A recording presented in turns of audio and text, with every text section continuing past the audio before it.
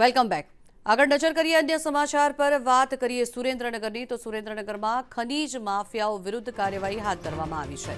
અસુદ્રાણી, ખંપાળિયા, વગડિયા, રામપરડામાં કાર્યવાહી હાથ ધરવામાં આવી। કાર્યવાહીમાં 1.5 કરોડનો મુદ્દામાલ જપ્ત કરવામાં આવ્યો છે। જોકે કલેક્ટરના આદેશ બાદ પ્રાંત અધિકારી કાર્યવાહી હાથ ધરી છે। 30 ચરખી અને 300 ટન કોલસો જનરેટર સાથે જનરેટર પણ જપ્ત કરવામાં આવ્યા છે।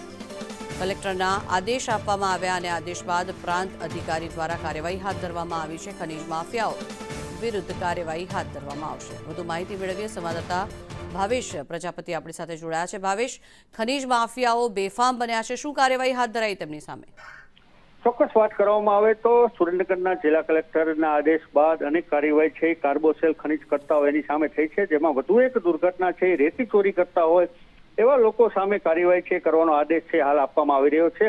ગઈકાલે એક ડમ્પર છે રેતી ભરવા જતું હતું અને ધોળીધજા ડેમની અંદર ગેરકાયદેસર રસ્તો બનાવી આ પ્રવૃત્તિ છે ચાલુ હતું। એમાં ડમ્પર છે એ ડેમમાં છે પડ્યું હતું, એમાં 3 વ્યક્તિઓ પણ ડેમમાં છે ગરકાવ થયો હતો, એમાં 2નો બચાવ થયો હતો, એકનું ઘટના સ્થળે મોત થઈ ગયું હતું, એની ડેડ બોડી હાલ છે બહાર કાઢવામાં આવી છે। હાલ જિલ્લા કલેક્ટરે જીઓલોજીસ્ટ અને પ્રાંત અધિકારીને સૂચના આપી છે, ત્યાં વિઝિટ લઈ ગેરકાયદેસર રસ્તાઓ બનાવ્યા છે, કોનું ડમ્પર હતું, કેટલા સમયથી આ કાર્યવાહી ચાલુ છે, એની સામે કડક કાર્યવાહી કરવાનો આદેશ છે આપ્યો છે। જી આભાર ભાવેશ સમગ્ર માહિતી બદલ।